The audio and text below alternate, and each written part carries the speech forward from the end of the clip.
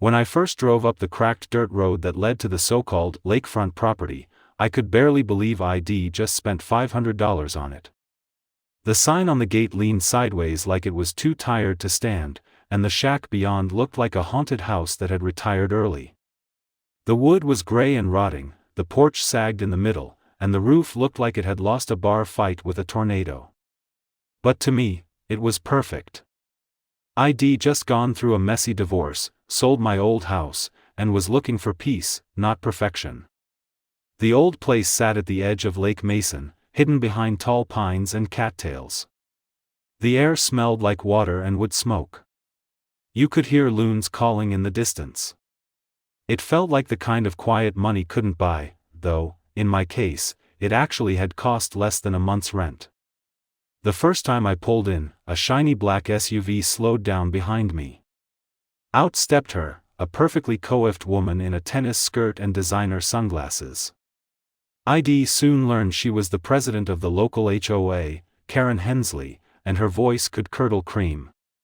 "You can't be serious," she said, eyeing my old Ford truck and the sagging shack beyond. "You bought that?" I smiled. "Yep. $500 and a dream." She laughed, a sharp, cutting sound that echoed off the water. "Oh honey, that place should be condemned. You'd be better off tearing it down." "I'll keep that in mind," I said, grabbing my tool bag. She tilted her head like I was some kind of science experiment. "You know, we try to keep the neighborhood classy. Property values and all that. Maybe you should check with the HOA before making any improvements." I bit back a smile. "That's funny, because I checked the property records. This isn't part of your HOA." Her smile twitched. "It's adjacent to it." "Same difference." "Not really," I said, heading toward the shack. "You have a nice day now." That was the start of it, the war between me and Karen. The first few months were brutal. Every day, I found new "welcome to the neighborhood" surprises, garbage tossed in my driveway, a note taped to my door reading, "You're bringing down property values," and even an anonymous "for sale" sign stuck in my front yard. But I didn't flinch. I rolled up my sleeves, replaced the rotten boards, patched the roof, and scrubbed years of grime from the walls. Slowly, the shack started to resemble a cozy little cabin.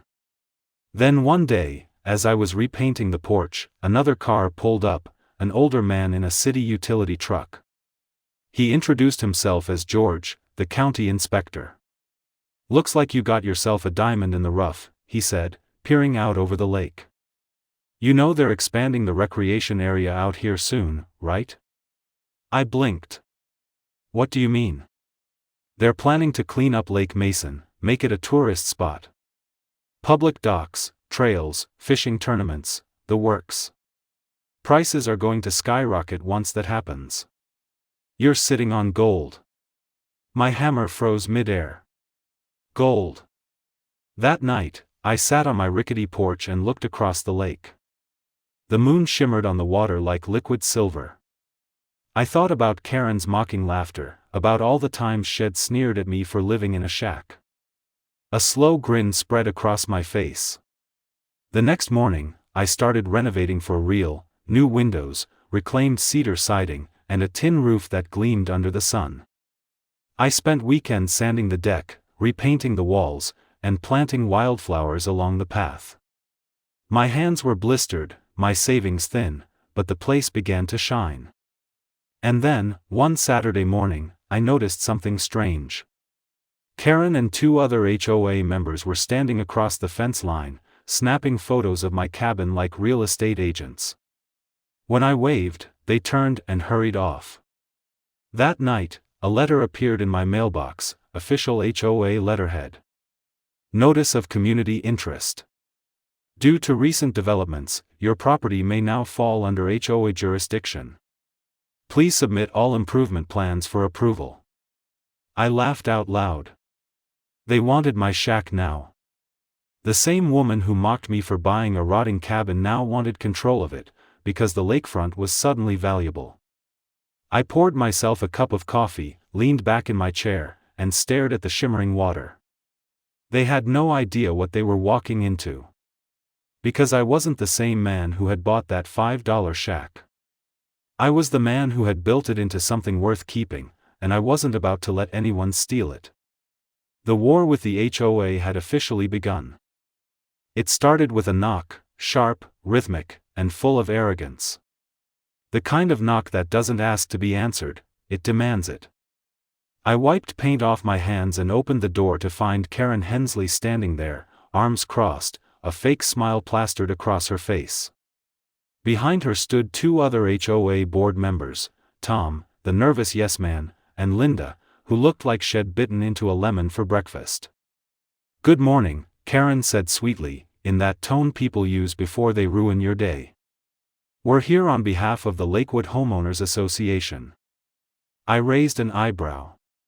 "You mean the association I'm not a part of?" Karen's smile didn't falter. "Well," I said, "they picked the wrong guy. Amanda helped me draft a cease and desist letter, citing property records, boundary laws, and zoning ordinances. She sent it straight to the HOA's attorney with one clear line in bold. Any further harassment or trespassing will result in legal action for harassment and defamation." 2 days later, I was out front installing a new dock when Karen showed up again, this time, visibly fuming. "You think you can scare us with your little lawyer friend?" she snapped. "You're not above community standards, Mr. Miller." "I'm not in your community, Karen," I said evenly, tightening a bolt on the dock. "You keep forgetting that. You're destroying the peace around here," she said, gesturing wildly toward the lake. "Look at your ugly boat ramp. Your tacky deck lights." I looked around at my peaceful, quiet property. The reflection of the sunset shimmered on the calm water. Birds chirped. Crickets sang. "Yeah," I said dryly, "real chaos." Her lips thinned. "You'll regret mocking me." She stormed off, and I could see her texting furiously as she walked. The next week was pure war.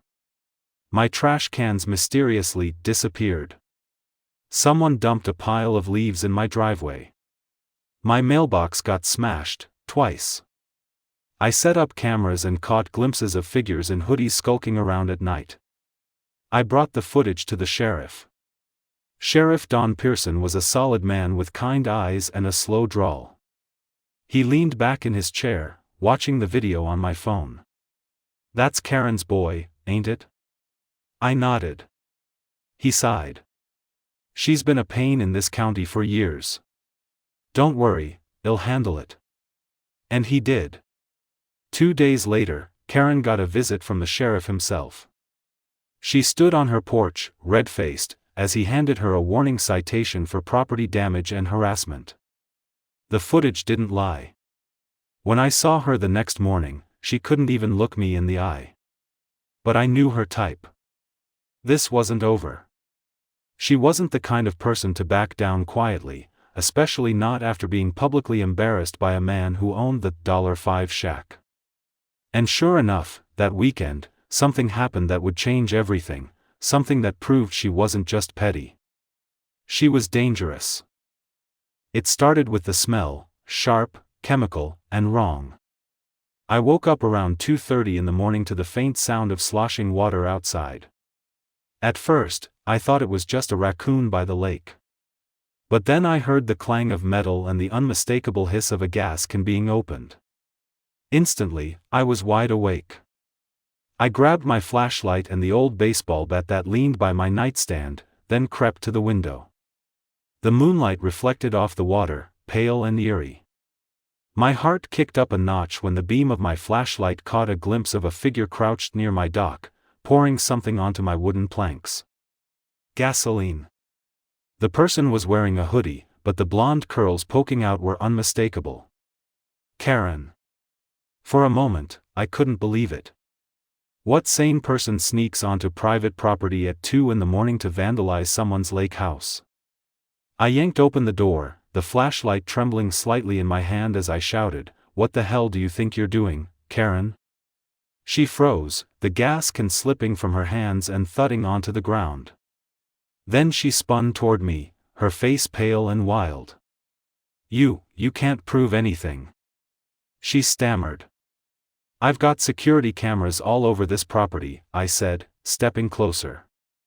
"And you're trespassing." Again. Her eyes darted around like a cornered animal. "You've ruined this neighborhood. That stupid shack doesn't belong here. None of this does. This stupid shack," I said evenly, "is my property. And you're about 3 seconds away from going to jail." That's when she broke, lunging toward the dock to grab her gas can and run. I grabbed her arm just as she tried to bolt. She screamed, twisting and clawing at my sleeve. The smell of fuel filled the air, sharp and nauseating. "Let go of me," she shrieked. "You can't touch me. I'll tell the HOA you assaulted me." "You mean the same HOA that's already been fined for harassment?" I shot back. That stopped her. She froze, breathing hard, her face lit ghostly white by my flashlight. And in that moment, I saw it, realization dawning on her that she'd gone too far. I pulled my phone from my pocket. "You have 10 seconds to leave before I call the sheriff." She hesitated. Then bolted into the dark, stumbling over the gravel driveway as she vanished toward her car. I stood there for a moment, my pulse hammering, the sound of her engine fading into the night. The next morning, I handed the security footage to Sheriff Pearson. He whistled low as he watched Karen pour gasoline on my dock, muttering to herself in the grainy night vision. "She's outta her damn mind," he said. "That's arson, even if she didn't light it." "I want her charged," I said flatly. "No warnings this time." "You got it," he said. "Well, bring her in." By noon, the whole neighborhood was buzzing. 2 patrol cars pulled up to Karen's fancy lakeside home, lights flashing. The officers knocked on her door, and when she refused to come out, they walked in. I stood by the road, arms crossed, as they escorted her out in handcuffs. She saw me, eyes blazing with hate. "You think this is over?" she yelled. "You just wait. You don't know who you're messing with." The crowd of neighbors had gathered by then, people whispering, phones out, recording the whole thing. Some of them looked shocked. Others almost relieved. I didn't say a word. As they drove her away, I noticed Tom, her loyal HOA sidekick, standing near the curb, staring at the ground. When I walked past, he mumbled, "She went too far, man. We told her to stop." I didn't answer. I just kept walking. Later that day, Amanda called. "She's been booked for attempted property damage and trespassing," she said. "But you should know, her husband's already trying to spin this as a misunderstanding. Claims she was checking on a potential fire hazard." I snorted. "Sure. With a gas can in her hand." Amanda chuckled. "Yeah, no one's buying it. But keep your guard up. People like her, when they start losing control, they get desperate." She was right. That night, I couldn't sleep. Not because I was scared, but because I couldn't stop thinking about how deep her obsession ran. Karen didn't just hate me, she hated what I represented. Someone who didn't bow down to her little kingdom. But if she thought she could break me, she was dead wrong. Over the next few weeks, I doubled down on fixing the cabin. New paint, new dock, new solar lights lining the driveway. Every improvement was a quiet act of defiance. And the funniest part? People started stopping by, locals who used to avoid the place. "Heard you turned that old shack into something nice," one man said, tipping his cap. "Good for you. About time someone stood up to that HOA nonsense." By summer, word had spread that the so-called eyesore shack was now one of the best spots on the lake. Families came by to fish, kids played near the shore, and I even started renting kayaks on weekends. Meanwhile, Karen was dealing with court dates, legal fees, and a community that no longer worshipped her. But just when I thought peace had finally returned, I got a letter in the mail, no return address, just a single sentence typed in bold. "You stole everything from me. You'll pay for this." I stared at it for a long time before crumpling it in my fist. Karen wasn't done. Not yet. And the next move she made would be her last. It had been 3 quiet months since Karen's arrest. Her court case had dragged on, her reputation plummeted, and her house went up for sale after the HOA voted her off the board. The lake community had finally started to breathe again. I was finishing the final touches on the cabin, new deck chairs, flower boxes by the windows, and a refurbished dock that gleamed in the morning sun. For the first time in years, life was good. Then, one morning, I saw her car. The same white Lexus that had once rolled around the neighborhood like a chariot of self-importance. It was parked across the road, half hidden behind a tree.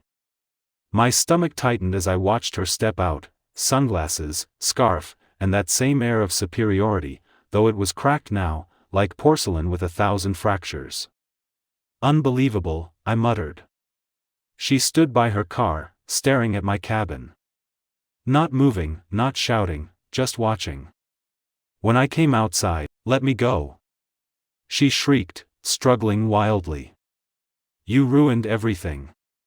Another flash of lightning illuminated the scene, 2 soaked figures on the dock, rain pounding down, the lake foaming below. "Listen to yourself," I shouted. "You're risking your life over a grudge." Her hand trembled. "You don't understand. I had power. People listened to me. And now they pity you," I said quietly. "Because you turned into something you weren't supposed to be." For a moment, her expression softened, confusion, pain, regret, but then it hardened again. She yanked her hand free and took a step back. And her foot slipped. Time slowed.